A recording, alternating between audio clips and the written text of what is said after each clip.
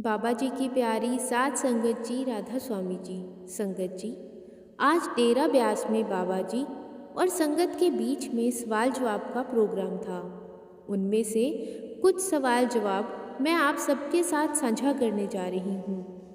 आज सवाल जवाब के वक्त बाबा जी ने कहा कि मेरी तरफ से सभी को खुली छूट है।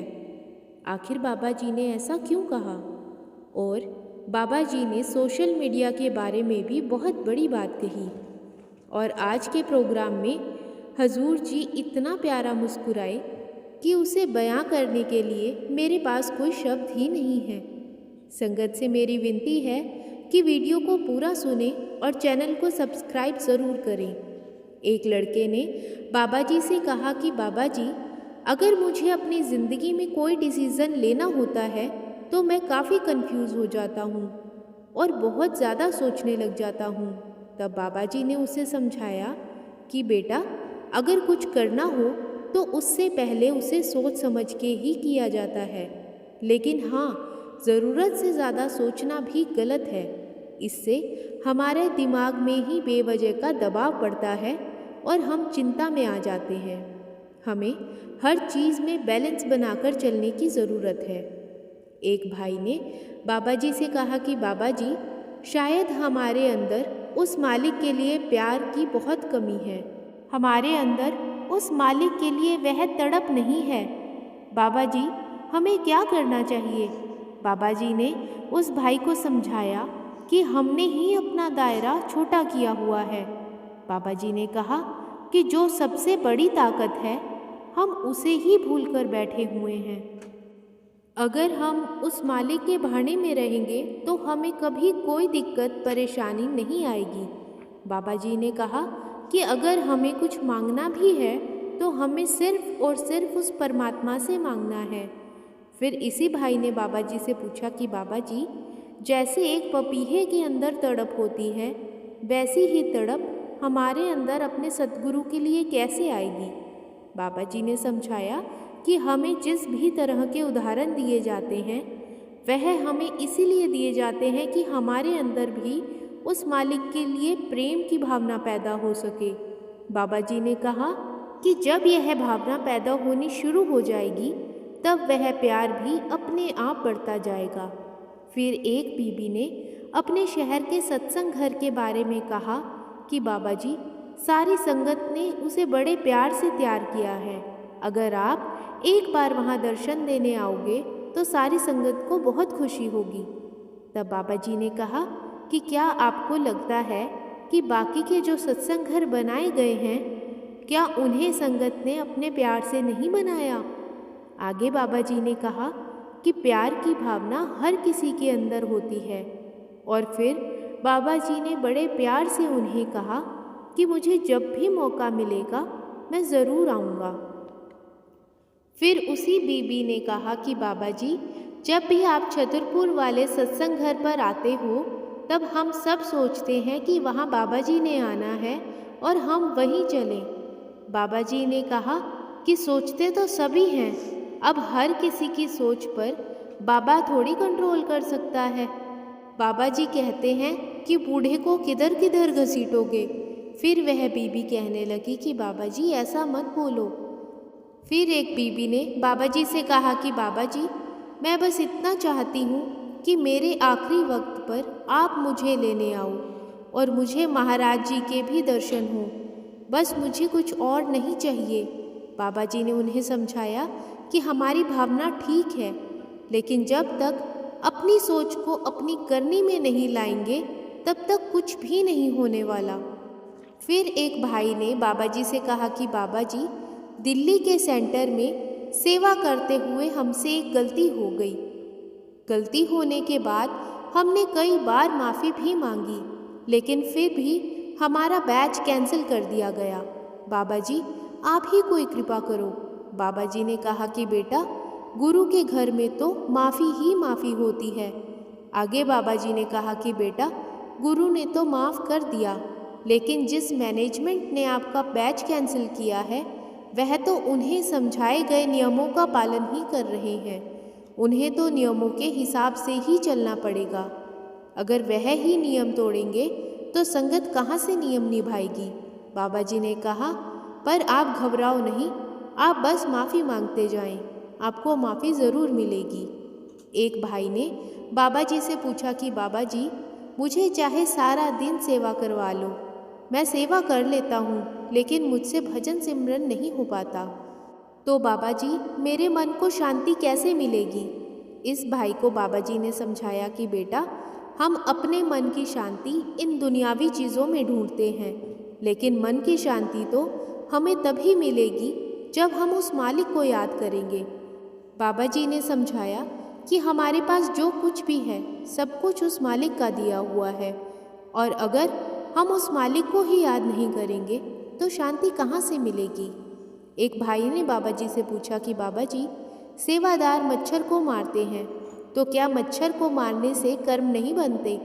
संगत जी, यह सवाल तो मेरे मन में भी कई बार आता था, और आज इस भाई ने यह सवाल पूछ लिया और मुझे बाबा जी से इसका जवाब भी मिल गया।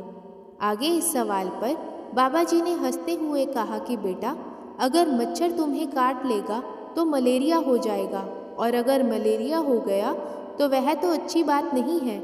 आगे बाबा जी ने हंसते हुए कहा कि बेटा, मच्छर नहीं काटता, जो फीमेल मच्छर है वही खून चूसती है।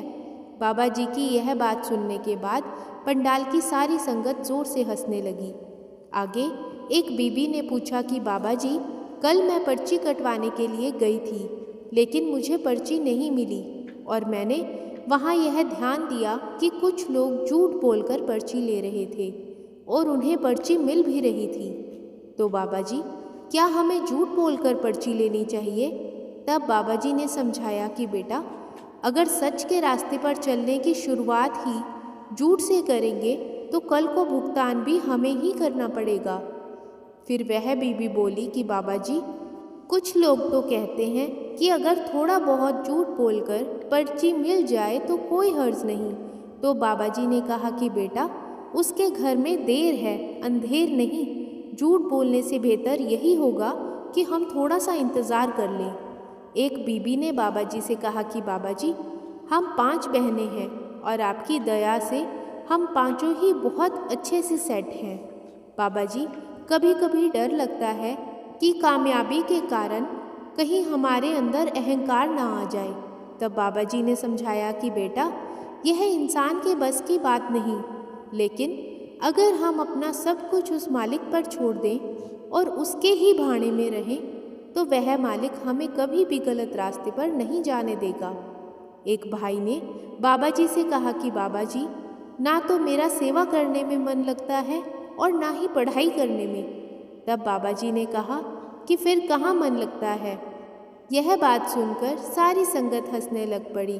फिर बाबा जी ने बड़े प्यार से इस भाई को समझाया कि बेटा, अगर अब पढ़ाई कर लोगे तो आगे जाकर सुख पाओगे, नहीं तो दूसरों के मोहताज बनकर रहना पड़ेगा।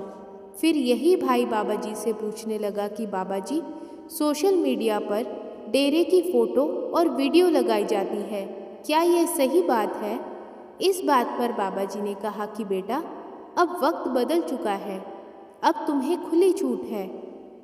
एक लड़की बाबा जी से कहने लगी कि बाबा जी, मैंने इससे पहले 3 बार यहाँ पर्ची के लिए अप्लाई किया था, लेकिन कभी भी मेरी पर्ची नहीं निकली, और आज मैंने हुजूर जी से विनती की और मेरी पर्ची भी निकल आई।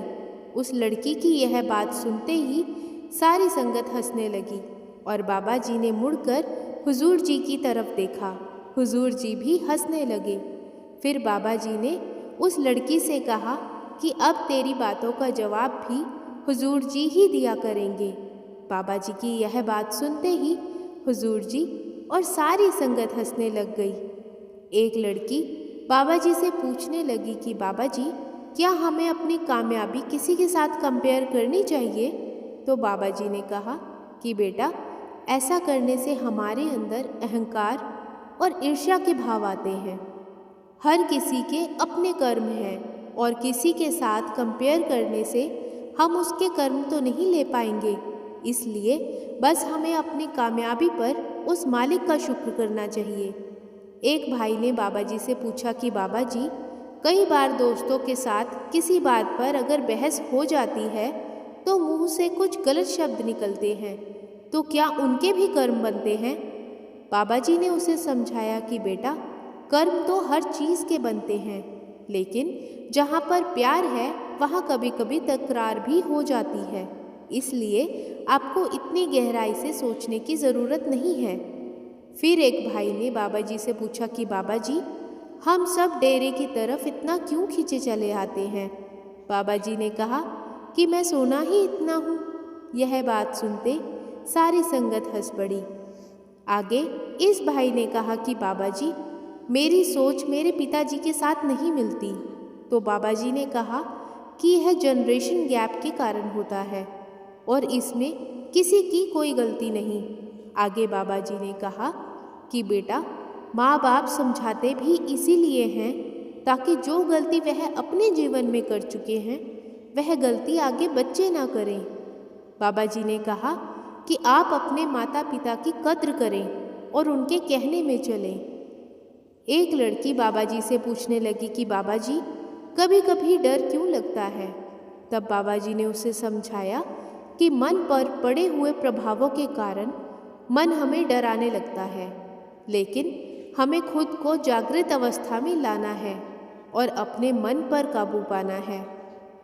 आगे एक भाई बाबा जी से कहने लगा कि बाबा जी, मैं अपनी ज़िंदगी में बहुत गलतियाँ कर चुका हूँ। मुझ पर अपनी बख्शीश बनाए रखना, दया मेहर करना। तब बाबा जी ने समझाया कि बेटा, हमसे ना तो हमारे कर्म कोई ले सकता है और ना ही अपने कर्म हमें कोई दे सकता है। कर्मों का हिसाब किताब का भुगतान तो हमें खुद ही करना पड़ेगा। अगर हम यह सोच लेते हैं कि किसी धार्मिक स्थल पर माथा टेकने से या फिर किसी बाबे से जाकर माफ़ी मांग लेने से हमारे कर्म माफ़ हो जाएंगे, तो हम गलत हैं। जो कर्म हम कर चुके हैं उनका हिसाब किताब तो मालिक हमसे ज़रूर लेगा, लेकिन अगर हम भजन सिमरन करेंगे तो वह मालिक हमें इतनी शक्ति जरूर बख्शेगा कि हिसाब देते वक्त हम वह सब बहुत आसानी से सहन कर पाएं।